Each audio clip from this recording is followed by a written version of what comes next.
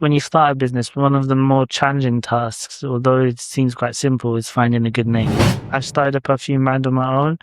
I had this idea because I was always into perfumes. I've got a whole collection of my own, and I was always particular about niche fragrances. Marketing. Tell me more about the market, because obviously, imagine he's got his final exams coming along, but he's got this stall that he's got to run, and then he's got to go to this meeting. How did you manage to do all of that? So regarding marketing, the challenge that you have is, how do you market something online that you can't smell? Oh yeah. So that was the biggest challenge that I had. And if you think about yourself, do you look at a perfume online and then just purchase it without knowing how it smells? No. A lot of people look at the ads and whatnot, and then they go to the shop, they smell it, they like it, and then they purchase. So that was our biggest challenge. My other housemate, he comes one day, get a stock cube, put some rice in it, hot water, and he makes rice. And we were so stunned by that. I would never make it now. It doesn't taste great. It's the most basic rice you can never have. And it was super soggy. But at that time, we were so happy about it. I remember one of my tutors, Dr. Danny, bless him, that he would say, you're going to leave dentistry, you're going to retire from dentistry when you're a millionaire because of this perfume brand. The Brightview Podcast is brought to you by the Brightview Accountancy. If you're a newly qualified dentist or in the first year as an associate, this one's for you. Brightview Accountancy are specialist dental accountants who work only with associate dentists, and they offer an amazing first year discount to help you get started on the right foot. From your first pay slip to your first tax return, you'll get clear advice, full support, and accountants who understand exactly what new associates need. You can book a free 30-minute consultation with Brightview Accountancy with the click of a button. All the details are in the comments below. Hello and welcome back to the Brightview Podcast. As mentioned before, right now we will go back to our university and think about what we use to sort of get us through it, because it's a long 4 years through it. So what we've got is we've got a box with all of our things that helped us get through university. But I guess the twist can be, you don't know what my one is, I don't know what your one is. We'll put it all together in one box and then try and figure out whose is who. Try and guess who it belongs to and go from there. All right? Does that sound better? That sounds good. But before we start, guys, don't forget to like, comment, and subscribe, and let us know what you want us to talk about in these podcasts, because that will help us deliver what you guys want. Yeah, we're 3 young dentists. We're getting started. And if you relate to us, please just show some support, and hopefully we can make good content. And stay tuned today, because whilst we go through our dental school days, we'll give our 3 top tips as to how we survived dental school and what we would recommend to somebody starting dental school right now. But yeah, let's get started. Yeah. So, Mohammed, do you want to do the honors and choose the first one? Right, I'm going to start off with the swimming goggles, right? And I know exactly whose this is. They look like his son head shape. Okay, I didn't think of that. But this is what I'm thinking, right? I know what university you went to. Yeah. Where's the local swimming pool or ocean or seaside? You're cool. Okay, fine, you're cool, but you're a runner, not a swimmer. Myself, another confession, I can't swim. You can't swim. You're scared of kittens and you can't swim. No, I can swim basically. Let me tell you a story. So I went on my first ever lads holiday with the boys, right? We went Egypt. So no, Sham was closed then. We went to Hurghada then. Okay. I don't know why Sham was closed. I think there was some incident where they closed it down for holidays. So we went Hurghada instead. So it was I was fresh 18 years old, right? And drowned. No, not even. Let me say my story. To be honest, I need drown once, but sorry. So need his goggles. No, but I can swim. Like I used to compete when I was younger. But sorry, Really? continue. I thought you just a runner. No, jack of all trades. Oh, is it? So maybe it could be yours. It's not just that. It could be yours as well. It could be. But the head shape's a bit different. So I don't know. Yeah, so I went Egypt, and you know in Egypt they always have these holidays, right? Where you can like have like an excursion in like in the sea, the Red Sea, Mhm. right? So the Red Sea is supposed to be really salty, right? It's one of the saltiest sea, and like you know what they say about salty sea, like you don't drown, like you float up, right? So like we went to do like scuba diving and just snorkeling and things like that. So you know me, I always had my little life vest, whatever. You like, have the armbands on. the armbands, everything. Yeah, I had like, you know, the ball as well. Like I always, the radius of my hand is 1 meter, right? So I only swim 1 meter around the little pool just in case. Yeah. So what happened was group of six friends, we went, and they all knew that I'm not a confident swimmer, because I learned, we all learn in school, right? But then like it's up to you whether you go swimming or not. I never went swimming until that moment then. So the silly boys, they pushed me into the ocean, and I had my lifeguard on, so I was fine with that, fine, whatever. But as we were snorkeling, yeah, I promise you, I thought I saw a shark. So the life jacket came off, and I was like proper going in, trying to swim like with whatever I can do, and I actually moved like 3 meters. So now I can say I can swim. You know, that's one way to learn how to swim and get chased by a shark. You know, for the next podcast, you know, we should get him What? a pair of floaties. Oh. Maybe I should put that in my box. But yeah, were we right? What is this? Yeah, they belong to. I don't know what you talk about head shape. I mean, I literally just bought those on the way. But to be honest, I don't really know why I got swimming goggles. Basically, I went to the University of Plymouth, which, for those who don't know where that is, it's in the southwest, so in Devon. And we also did some placement years in Cornwall, so we were by the seaside quite a lot. So for me, I mean, I don't live in Plymouth.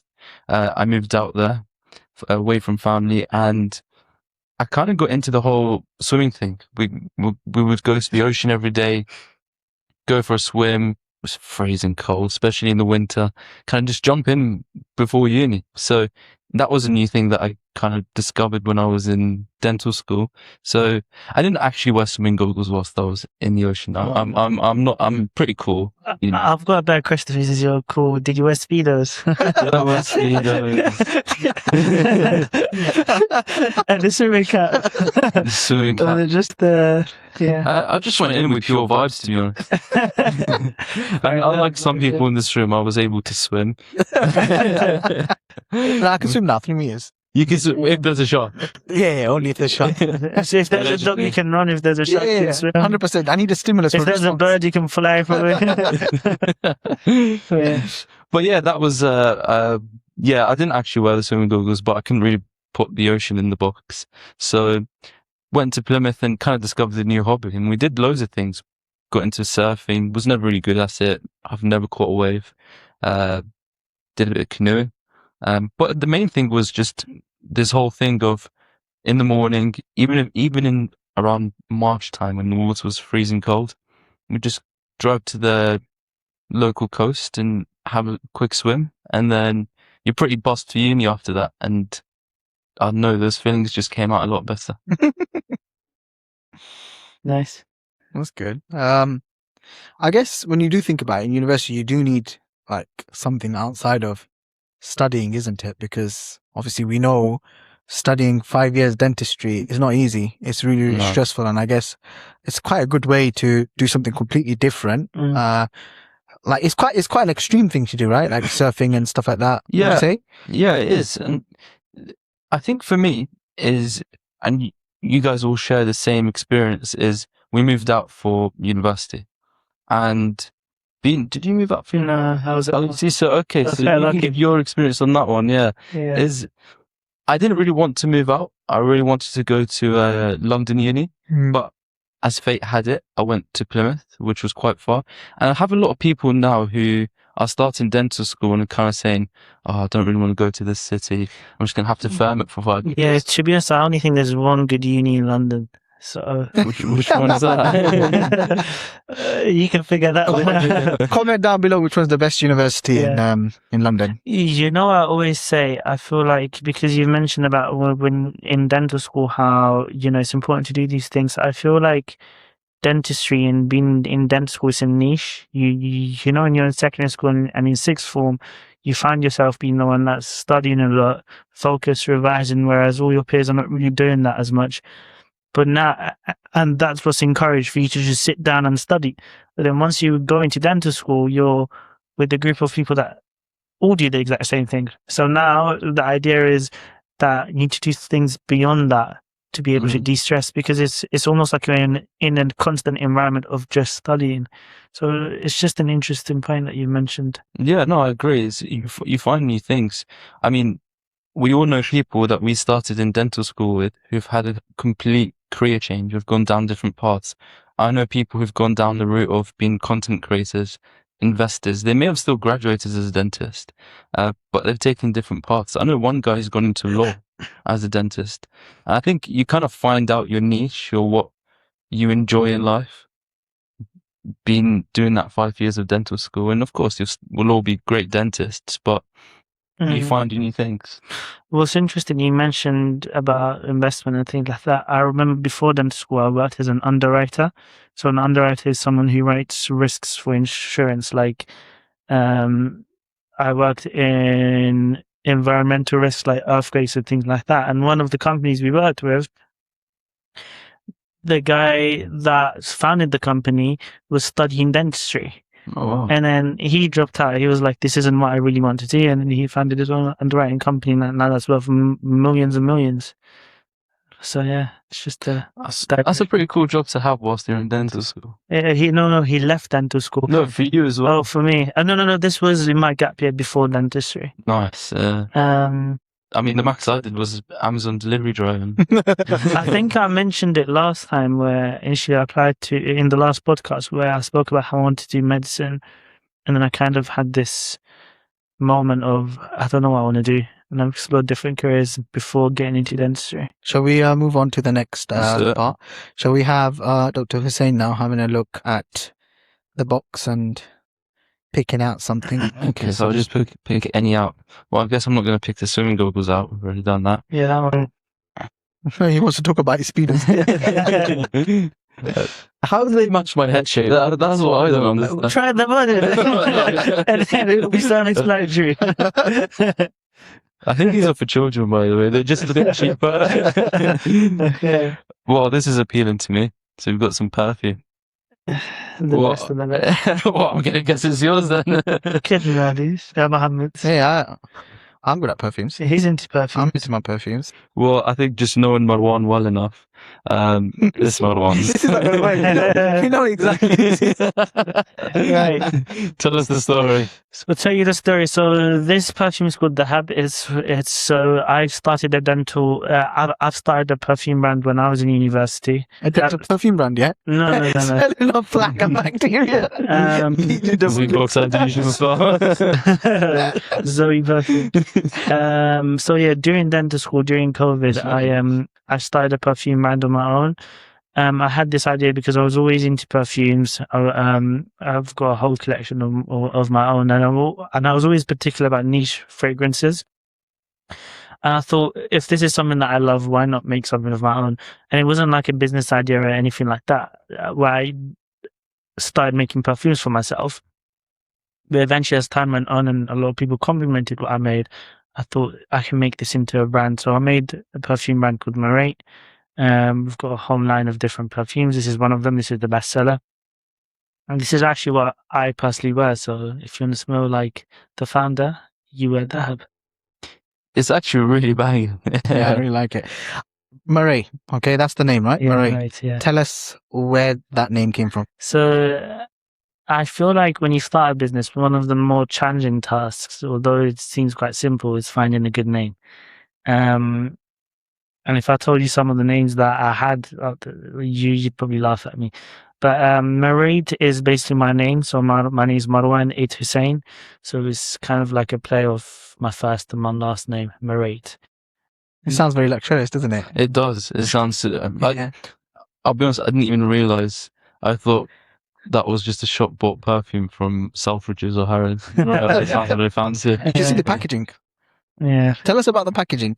Tell us about the whole, what obviously it's your business, but tell us, what did it consist of during dental school that you had to do to sort of make it into such a success? The background scenes Mm. that you had to do? One thing I'm very grateful for is the time freedom I had during COVID, because if it wasn't for COVID, I don't think I'd be able to balance dental school and starting a business. I had a lot of support from my peers and my friends. When it comes, it's a bit like dentistry. You guys mentioned composite earlier. When you look at your foundation year composite and you compare it to now, it's miles different.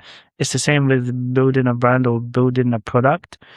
So it started off obviously as a uni student without much money. You started off with simple packaging, simple bottles, etc. But as time went on, you learn from your mistakes and you learn what's good and what's not good. You kind of adapt that into the actual product itself, and over time you see it evolve, and that's essentially what's happened over the years. So yeah. Beautiful. But how do you figure out how to make perfumes? I mean, where do you even learn that? Well, Is that a secret? Is that a secret for another pod? So I've got a perfumer. He's part of the brand. He's qualified. He's skilled in making perfumes, and he's helped me develop some of the niches, some of the lines. Nice. So yeah, that's where it comes from.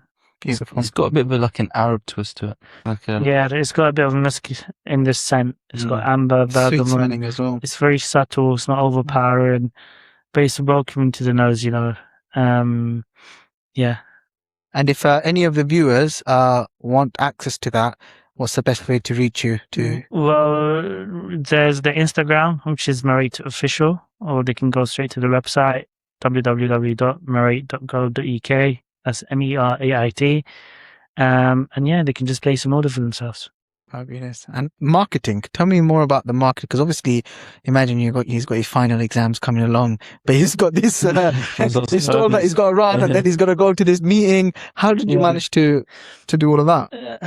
I've got so regarding marketing, the challenge that you have is how do you market something online that you can't smell?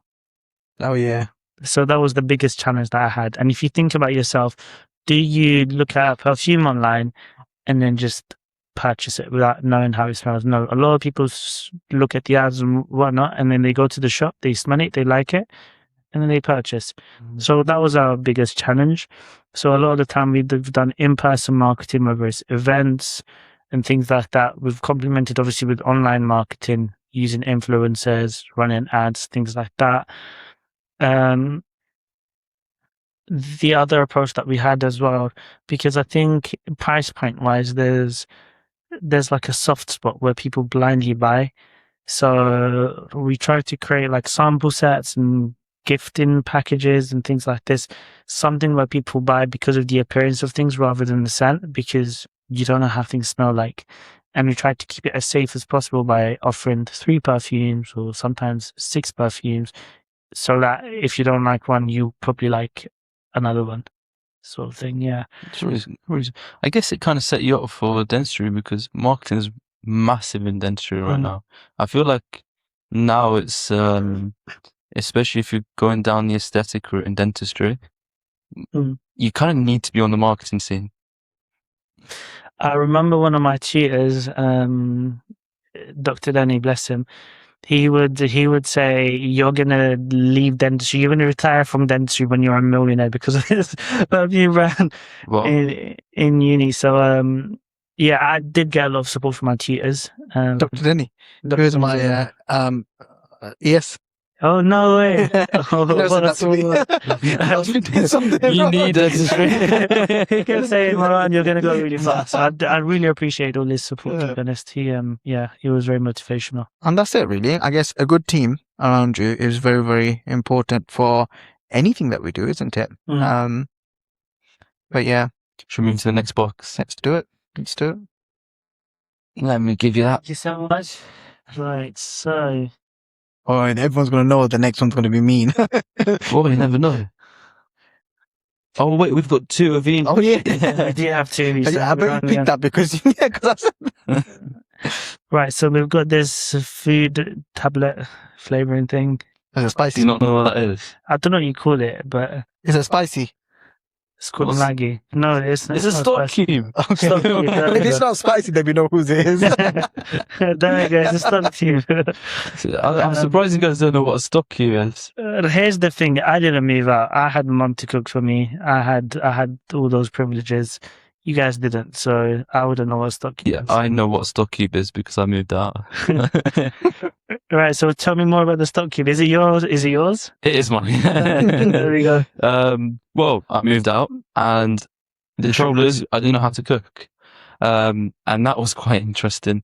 I was very lucky actually because the first year we lived in halls, and you kind of get allocated randomly with different people. So it was 8 rooms, and we all share a kitchen. Were they all dentists? No, there's just University of Plymouth people. Most of them were actually medics. The first person I meet in that flat was a medical student who was also Iraqi. So that worked out quite perfectly. We're still best friends, actually. And he's also moved out, come to live in Plymouth. And with them in the kitchen, our first few weeks, we generally just don't know what to do. To the point I didn't really know how to even use the microwave because I was that spoiled. My mum is the best. My mum treated me like an absolute prince, so everything was done for me. I would FaceTime her to ask her how to defrost food. So we were really, yeah. Valid, I'd ask the same thing. Generally, I FaceTimed her when I used the washing machine for the first time. I'm completely independent now, but maybe not. But yeah, we were really quite lost. And I remember my friend, my other housemate, he comes one day and he's super excited. He's figured something out, how to make rice. I'm like, no way. Honestly, we're like cavemen at this point. He goes, mate, you get this thing called turmeric. You get a stock cube. Put some rice in it, hot water, and it makes rice. And we were so stunned by that. I would never make it now. It doesn't taste great. It's the most basic rice you can never have. And it was super soggy. But at that time, we were so happy about it. Man, no way, I've just created this. And we pretty much had the same thing every day for about 6 months until we figured out a new recipe. Oh, what's the stock cube made of? I have no idea. I don't know what's in. It could be anything. It's halal though. So. Is it Iraqi? No, it's not Iraqi. Well, last time I claimed everything was Iraqi, but that's definitely not. Do you add it to your shawarmas? You add it to rice apparently. That's all I know. My cooking's definitely had a glow up whilst being in uni. By the time I was in 3rd year, you can call me sous chef at that point. But first year, me and that other Iraqi guy, we were really trying to figure out how we starved. I mean, I remember I came home and I was like, Mum, like, don't worry, you don't need to cook today. I'm going to cook. She was generally quite, what's the word for it? Scared. Yeah, she was quite scared. And she wasn't the biggest fan. But then by 3rd year, I remember I made her burgers. I made a steak once and she was quite impressed. She was quite impressed. What did you do? Like, so let's say in 3rd year, Yeah. did you start meal prepping for the week, or did you cook every day? Something small, like, the quick meals, like the 10-minute meals, or like, what was your method? Ooh. I've never been organized enough to meal prep. In third year was a great year because I lived with 3 other boys and they all loved cooking. They were really good cooks. And we kind of had this nice routine where we'd always chill together in the evening. So we'd go about our day. It was 2 dentists, 2 doctors. So we'd go about our day, go to uni, go to the library, study, etc. And then in the evening, we'd always chill together. And each day somebody was allocated as the chef. So on Monday, one of the guys would cook for all the boys. And we always tried to outdo each other. So the meals that would be produced in that house were insane, and also different cultures, so different types of foods. And yeah, it would come to my day and I'd be there like watching TikTok videos of how to make things and trying to outdo what they did. So that was quite a nice year actually. I've never meal prepped. My mum's amazing. My mum, sometimes when I'd come home, she'd always like meal prep for me, and she'll make my mum's a great cook and make the most nicest food, and then just send it with me, and then I've got a care package. And sometimes the boys in the house will always like take a few. But yeah, I'm very lucky in that sense to have a family like that. That takes me back to me being in I was in a similar boat, but I will talk more about that because none of you guys have picked any of my stuff yet. Honestly, do. No, no. I know a bit of my stuff. But yeah, do you miss it? Do you miss cooking? Oh, I miss cooking. Like at that time? No. No. No. It's just expensive. Well, I still cook. It's a bit like Endo. You're good at it, but you don't enjoy it. Yeah, pretty much. For me, do you know what the problem is? Like, the prep, it takes ages, right? It takes ages. Like, you got to go shopping, right? You got to go get the ingredients. You got to unpack it. You got to put it in the right place. I know what you mean. Then you got to like prepare it, cut the onions or whatever, cut the vegetables or whatever you want to do, clean the meat, whatever. It takes ages, but it takes 5 minutes to finish eating it. That's the thing. And You know that meme which is I don't cook, I eat. That's kind of what I'm trying to do. But yeah, and you're always missing one ingredient. That's what drives me crazy. Yeah. Is you're watching this video, somebody's just produced some masterpiece. You're like, yeah, I can do that. But when you're missing that one ingredient, you've got the stock cube to save your life. To be honest, I've not found another application for the stock cube except our turmeric rice. It's the worst rice ever. Yeah. So I hope you really enjoyed that. Please like, share and subscribe, and we've got plenty more to come in part 2.